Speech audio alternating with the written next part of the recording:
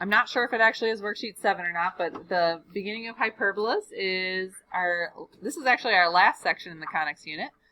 Hyperbolas, to give you a little diagram here, would be if you took this double-ended cone here, and you took a plane, or if you want to think of a piece of paper, slicing through it where it's perpendicular to the bases of the circles, you're going to create a hyperbolic shape.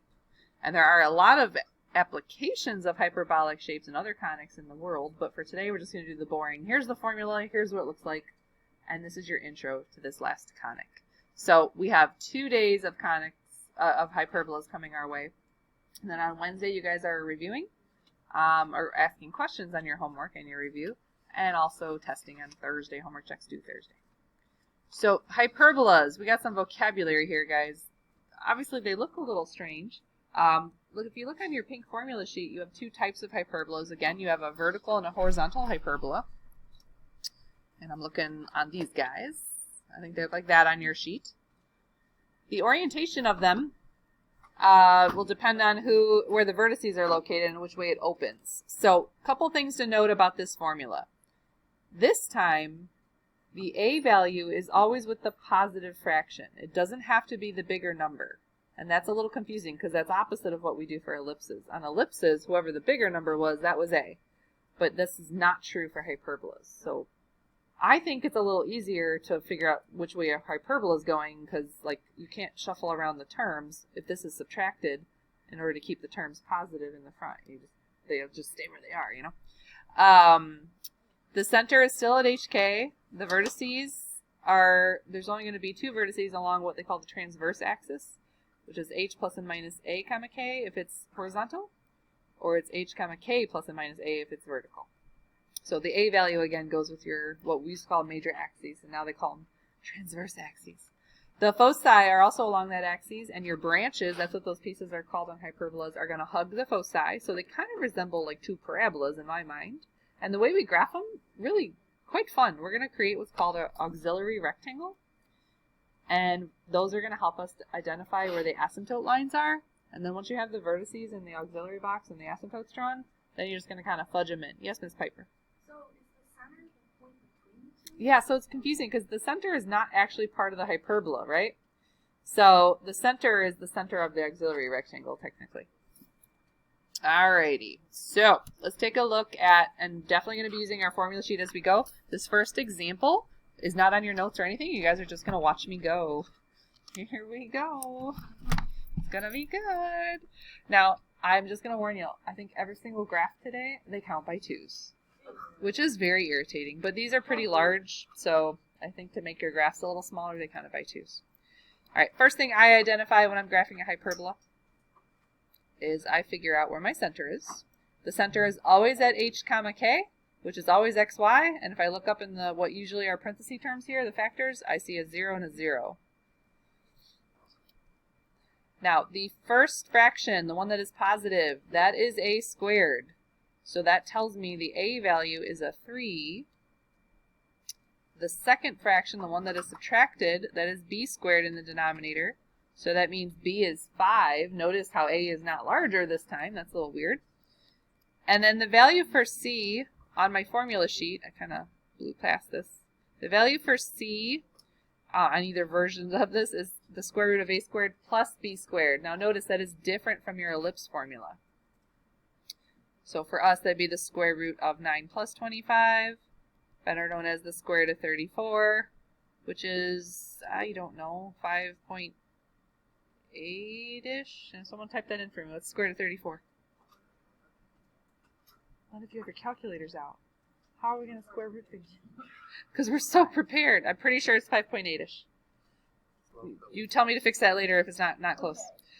All right, so what I would do as a student or as someone who's trying to make an answer. Oh, man, I'm good. All right, so the center, what I would do now is I'd go over to my graph, and I'd kind of like find things and graph things kind of all at the same time.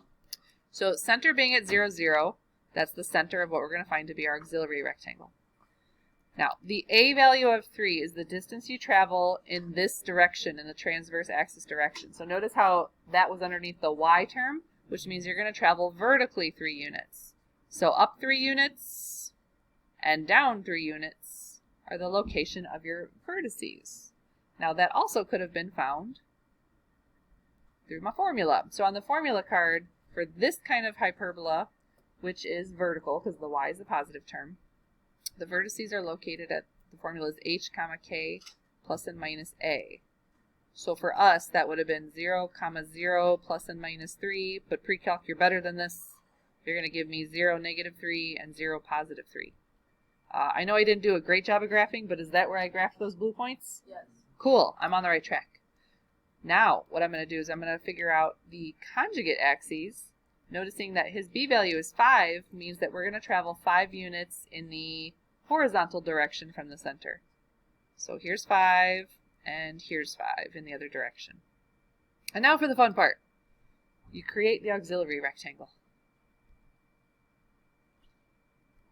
So it's as low as those blue vertices, and it's as far as those green points. And they're supposed to be straight, but you know, live and learn.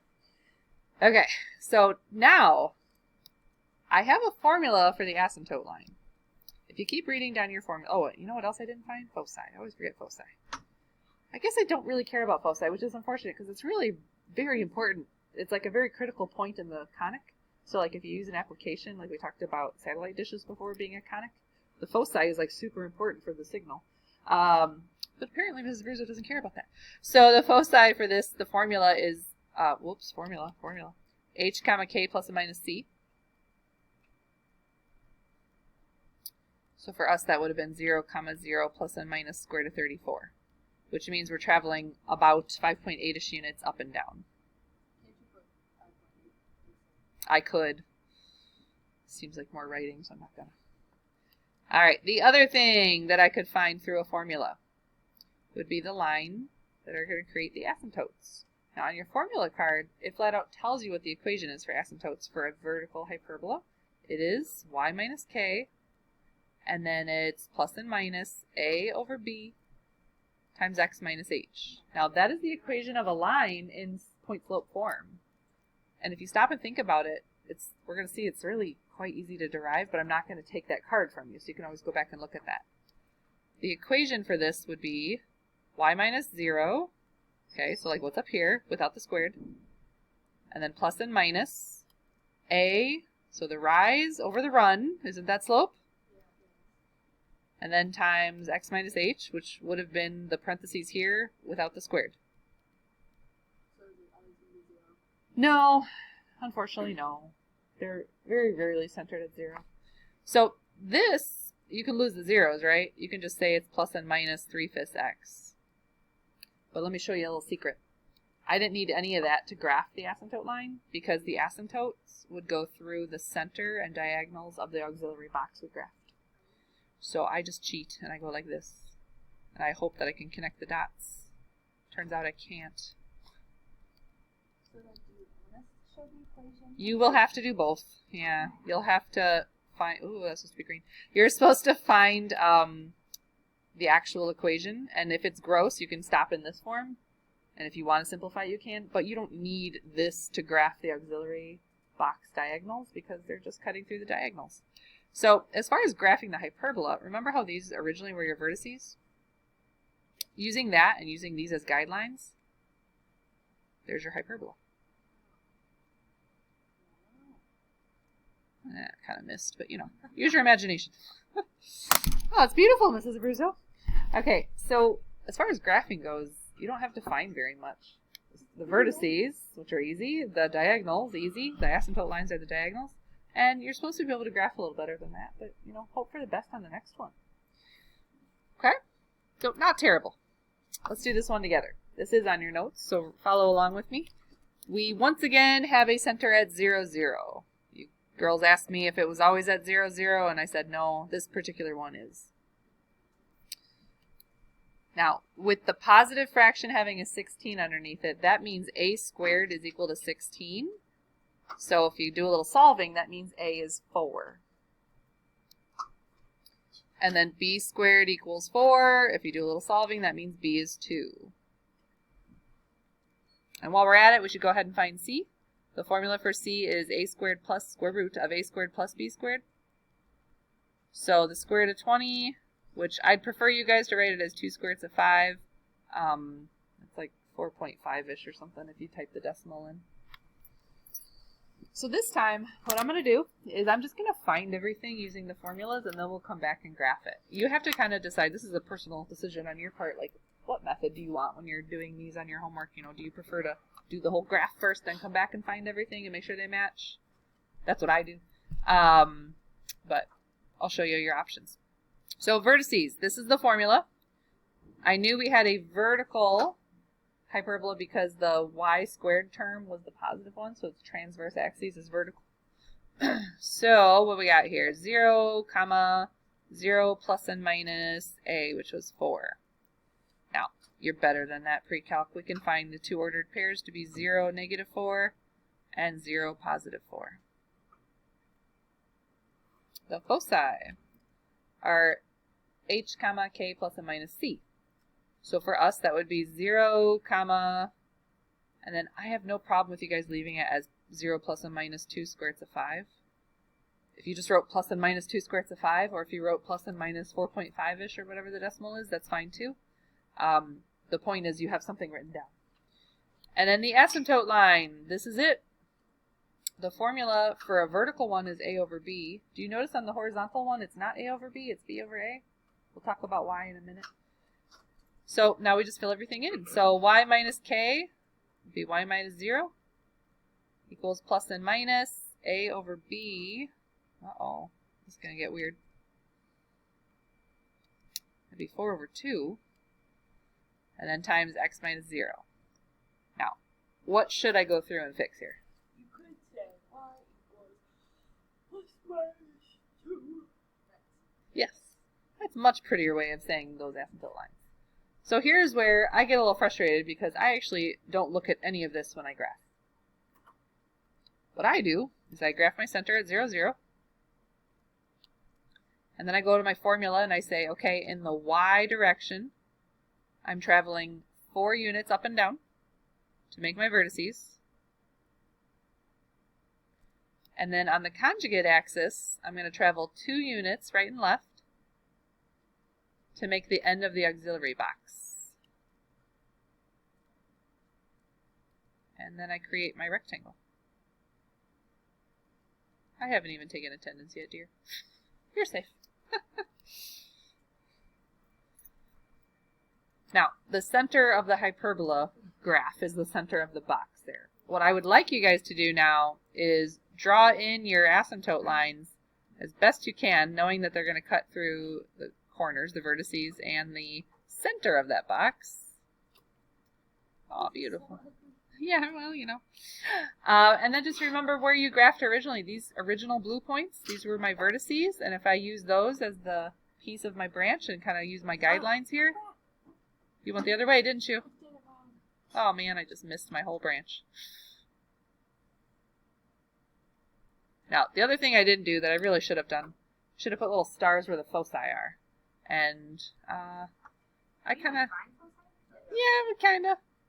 It's like right after the 4. 4.5-ish, I think we decided, so. That was really uneven. When you guys do your homework, I really encourage graph paper usage, and of course, straight edges. Those would be very valuable. Why am I not using my line tools, guys? Not a ruler, though. You can use a ruler. Drafting? You're not allowed to call it a ruler? Yeah. Does he not yell at you guys for calling it a ruler? What does he call it? Straight edge? Huh? Yeah, a straight edge or a scale. We're not allowed, at least when I was in class, we weren't allowed to use a scale as a straight edge. No. Yeah. Yeah. You can't use a scale as a straight edge. Huh? No, not drafting 2. I took drafting as well. I didn't take drafting 3. Drafting 2. I didn't take drafting 2. Yeah. Yeah, I only took drafting 1. All right. All right, guys. You're on the back. You guys want to take the reins? You want me to just find everything first, then go graph it? You want to graph it all first, then go find it? Graph it all first? Okay.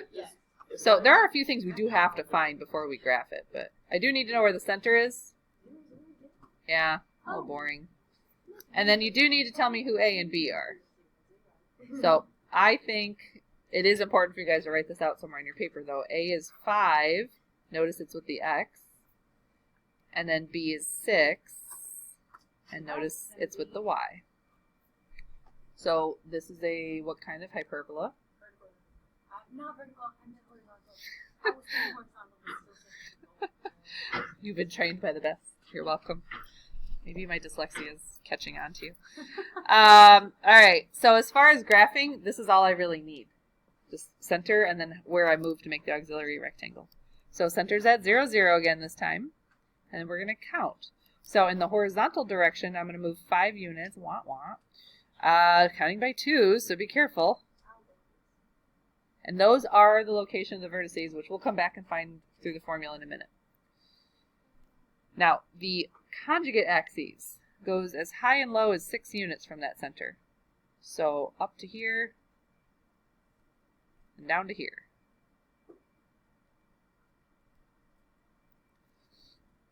So I'm going to continue on and finish off this rectangle and hope for the best. The problem is I'm not really centered ever, and I can't draw a straight line. Okay. Speaking of straight lines, I think now would be a good time to draw in our asymptotes. So I'm going to cheat. I'm going to use this. Yeah, you saw. Oh, that's way too big. Oopsies. Yeah, okay. But you know what? That is clearly very obvious. That's like what you do with the points when you make it really big. 'Cause you This just looks like I crossed off the problem. That's all this looks like. Like some kid's going to look at these notes like, what? Sorry, Cameron. All right, so these, remember, these are the vertices. And this is a horizontal one, so it's going along this way.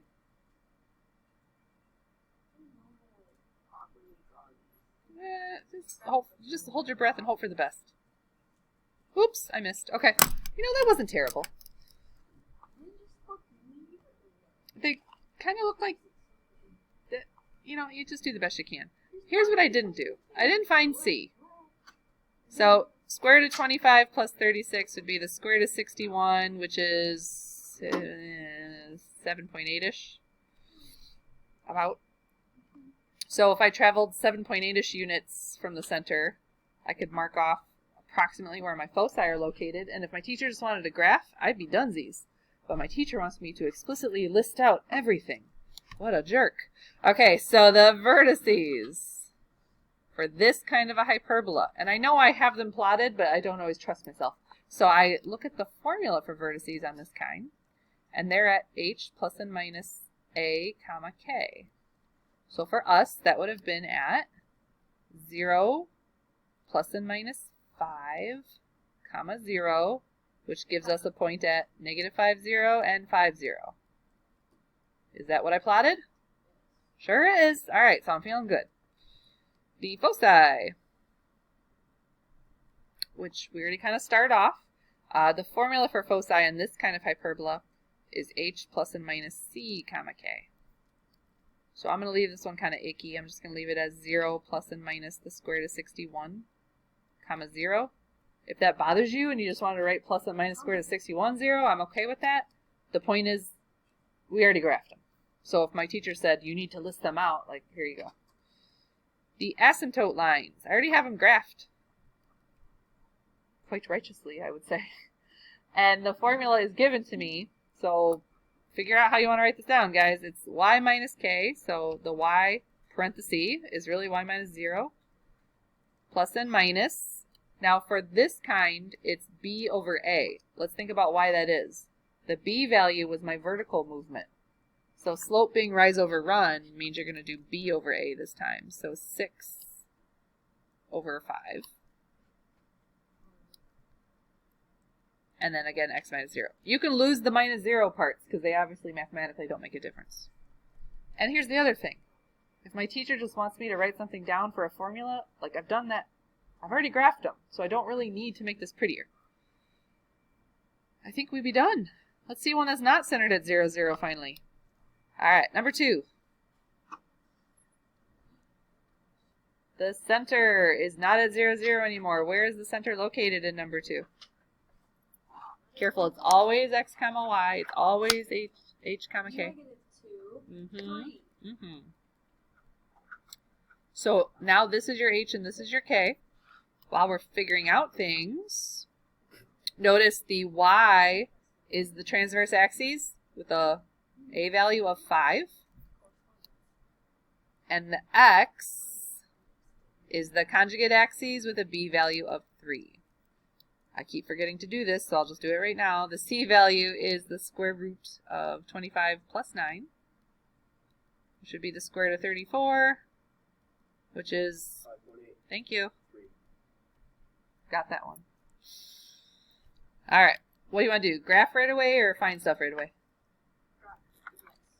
Okay. So center being at -2, 3. I got that. Oh, the by 2's again. All right. So -2, 3 right there. Now, 5 units for the a value. It's underneath the y coordinate, so that means it's a vertical movement. So from the center, you're going to travel up and down 5 units. Don't forget the cutting by 2's. So 2, 4, 5 would be here. And then 2, 4, 5 would be here. Kind of. Now for the conjugate axes, the end of the auxiliary box, I need to travel 3 units horizontally from the center. Remember, it's cutting by 2's. So like here-ish and here-ish. I think it's important for kids to not put a point where I just graphed green things, like make it like a line looking thing, because sometimes kids get confused who their vertices are. Let's complete this auxiliary rectangle.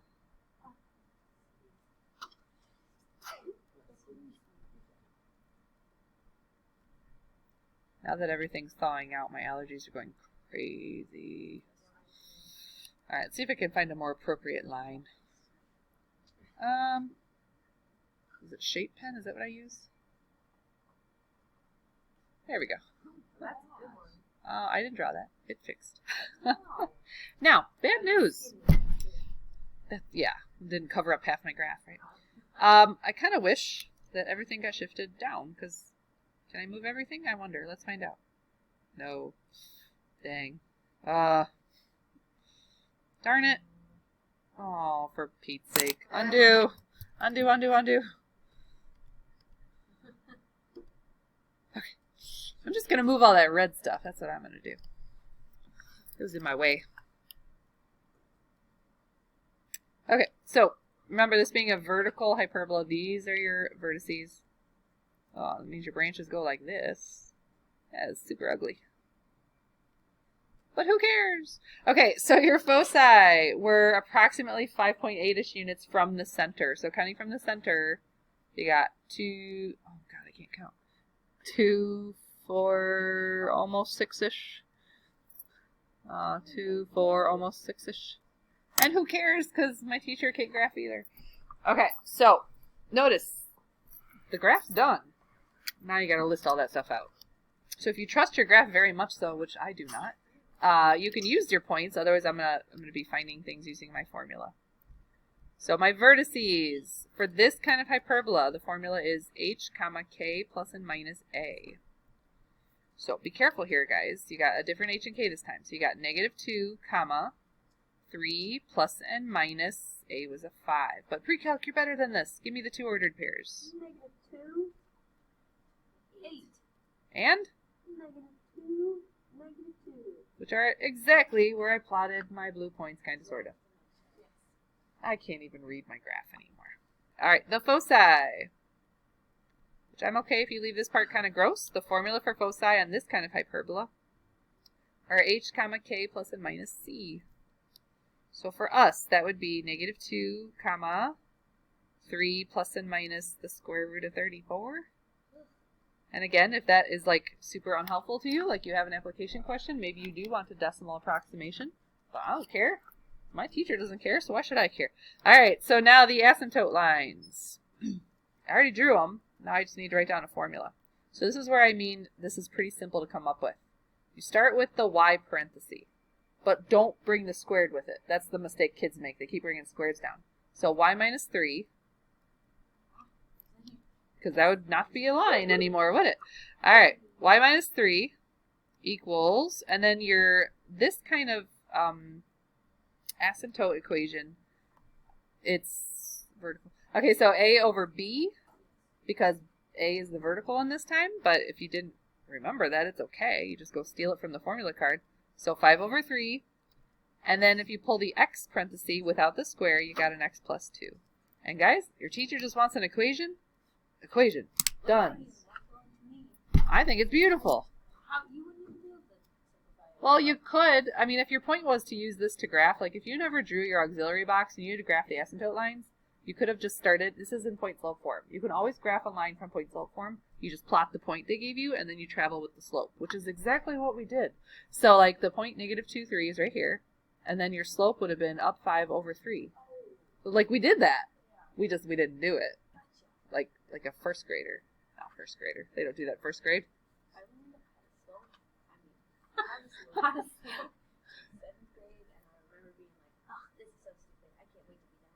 And you're never done with it. And you've never been done with it. I'm sure your teacher told you that too. You're never gonna be done. All right. Yeah. Yeah.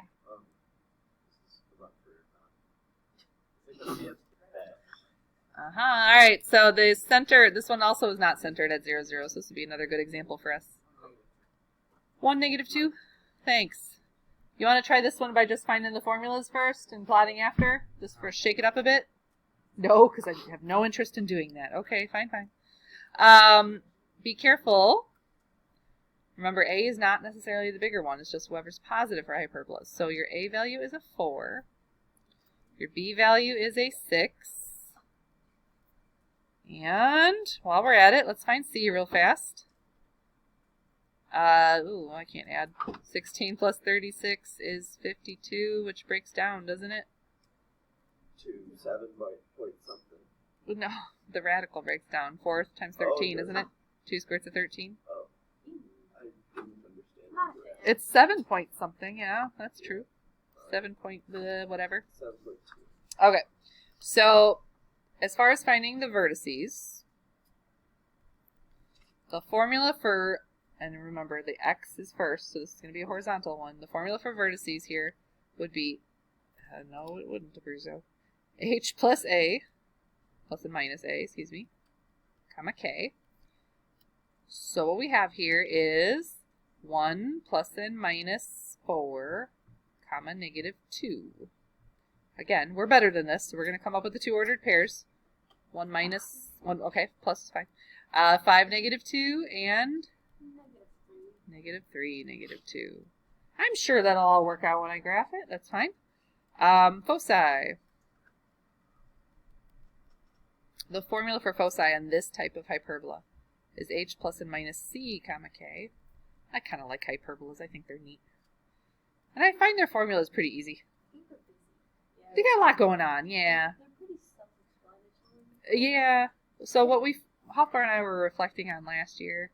We were wondering, like, man, this is a moment where kids get really confused with who's A and B, and we're like, why? Because it's not really that confusing. And what we realized was, at one point in testing last year, we had a test where ellipses and hyperbolas showed up on the same test. And that was the problem, I think, because A and B are very different in ellipses versus hyperbolas. So on your test, the only conics you're going to encounter are hyperbolas and their distant cousin, the parabola. So that should help. All right, so formula for the asymptote. Go steal the y parenthesis. What was that, y plus 2? Leave the squared off, though. Y plus 2 equals, and then plus or minus. Rise over run would have been, in this case, it would have been 6 over 4. We'll come back to that in a minute. I'm stealing the formula / conceptualizing it, because you know me and formulas. And then in this group for the x's, I just steal it up from the formula. X minus 1, leave the squared off, though. So the only thing I'd like you to fix is this guy. Give me a better name for that. 3 over 2, yeah. So y plus 2 equals plus and minus 3 over 2 times x minus 1. If for some reason I was using that to graph, I could rearrange the equation into slope-intercept form, but I could just also graph from the point and the slope. Either way, I'm not going to use any of this business, because I'm just going to conceptualize the graph. 1, -2. Oh, and they're counting by 2's again. How fabulous. All right, so 1, -2. Now, 4 units in the x direction. Remember, they're counting by 2. So 2, 4, and then 2, 4. And they were supposed to land at -3, -2, and 5, -2. Is that where they landed? Sweet. Now, the other part of the auxiliary rectangle would have been vertically 6 units. Remember, they're counting by 2. So 2, 4, 6, and 2, 4, 6. So now I get to try to create the rectangle. And a glorious job I'm doing. Not. Good grief. Okay. And I'm going to use the box to guide my asymptotes. And I'm going to cheat with my shape pen.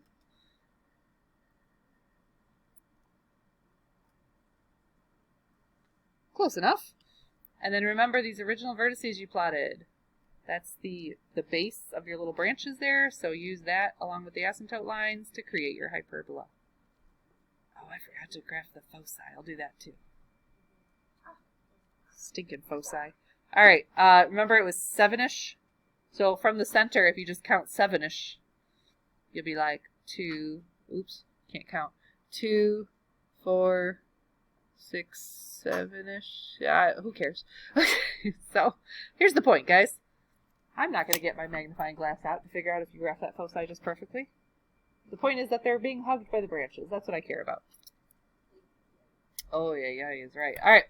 So now that we know all of the different conics, we can do something fun where I give you a general form and y'all got to figure out what kind of conic we have. And then we can't stop there. I'm going to make you actually complete the square and write it in the proper form. So there's a really easy way to tell if you have an ellipse / a circle. If x squared is being added to y squared, you could have an ellipse or a circle. But how do you know the difference if it's a circle or an ellipse? Well, it has to do with the coefficients. Because if it was like 4x squared plus 4y squared, those have the same distance from the center.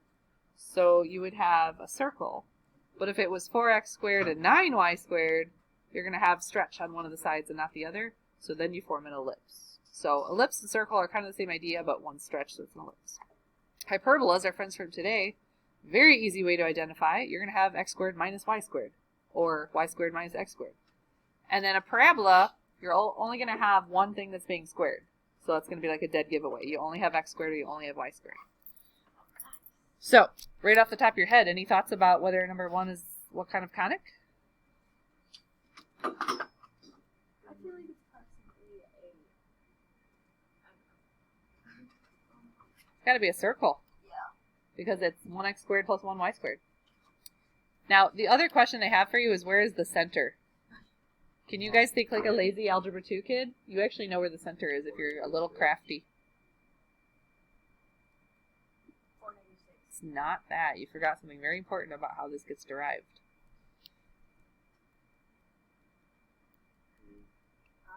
When you go to factor it, isn't it x minus 2 squared? Okay, well some of you are. I think the issue is you weren't that lazy is the issue. So for the y's, like forget the blanks. They don't ask me for radius, do they? So now tell me where your center is located. 2, -3, yeah.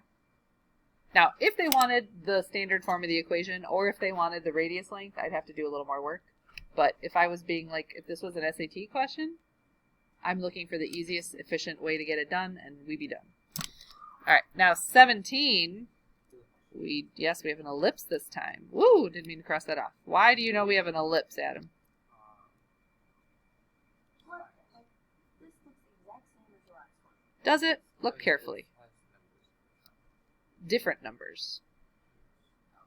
So in front of the x squared and y squared, they have different coefficients. So one's going to be stretched further than the other, and they're going to have that elliptical shape instead.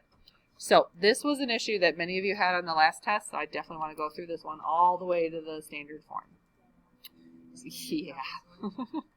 So I'm going to erase my work here a little bit so I have room. The x's, we're going to have to complete the square on them, and you're going to have to factor a 9 out of the x terms. So the 9 comes in front, and this leaves you with x squared plus 6x. We're going to complete the square on that. You're going to do the same thing with the y's, but the y's have a 4 that you need to factor out. So that leaves you with y squared plus 2y plus blank. That 49 I'm just going to move over. So negative 49 on the other side. And then I got to remember how to balance everything. And this is where the problems occurred. So in this first blue blank, I know it's a 9. But it's actually an 81. But it's not really a 9. Taylor says that's really an 81. Yeah, and that's the issue some of you had last week. And then this guy's a 1, but it's really a 4. So to balance this out, you need a 4 over here. So some of you got to that part, and then you even got to this part where you knew to factor it.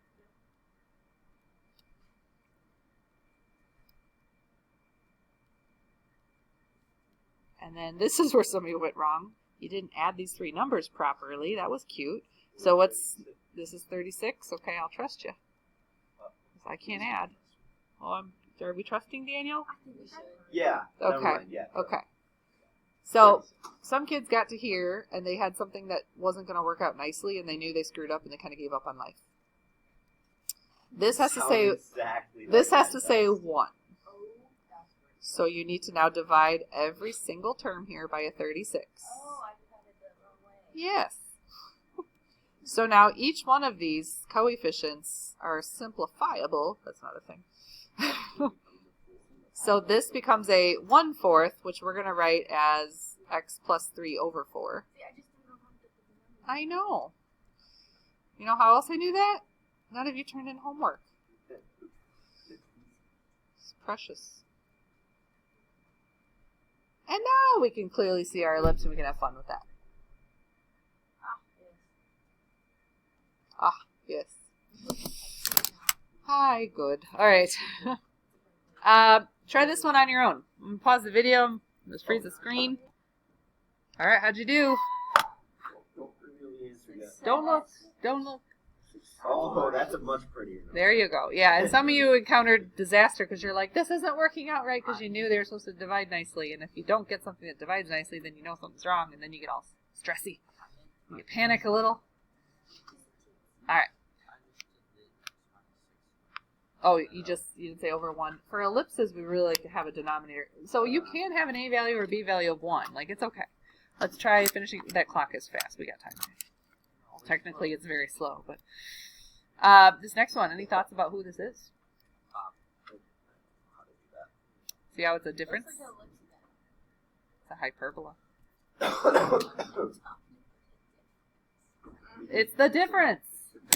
How ironic. The fact that it's a subtraction tells you it's hyperbola. So you still have to complete the square. The x's have a 16 you got to take out. I think it's nice when you complete it. It's nice when you remember how to do it. Now, on the y's, this is the only one we've done today, so pay careful attention to this. You do have to factor out the negative 1 because you need it in the formula, not in the terms. So this becomes y squared. That becomes a minus 8y. Oh, I lied. Do your homework. I'm going to finish this video, though. All right. Oh, I thought we got out at 17. Okay, that was like last semester, wasn't it? I'm really confused now. I don't know. Whatever. I'm just making stuff up. What? It's crazy talk. All right, anywho, we're going to keep completing the square here. So in the blue blank, we're going to have a 9, but that 9 is really getting multiplied by this 16. So that is a 144. And then in the green blank, this is a 16, but it's being multiplied by a negative 1. Oops, I don't know why that's blue. It's being multiplied by a negative 1, so we're adding a negative 16 here. And that's okay. You can write it as subtraction, but adding a negative, we get that. So the 16 stays in front, and your factor for the x's is now x plus 3 quantity squared. Leave the subtraction sign here. Your factor for the y is y minus 4 quantity squared. And if you collect all those constants together, you get a 16. So this is looking like we're on the right track because our final step here is when we divide all of our fraction terms by 16, all of our terms by 16. And these cancel out to a 1, so I'm going to write that as x plus 3 squared over 1. The subtraction sign stays for the hyperbolas, and then we got a y minus 4 squared over 16, and it equals 1. So there's your equation for the hyperbola. Your center's at -3, -4, or positive 4. I think I forgot to do that on the last one. On your homework, there's going to be a couple of these, I believe, and then most of it is just graphing hyperbolas. So continue on. You want to use graph paper for this assignment, and good luck.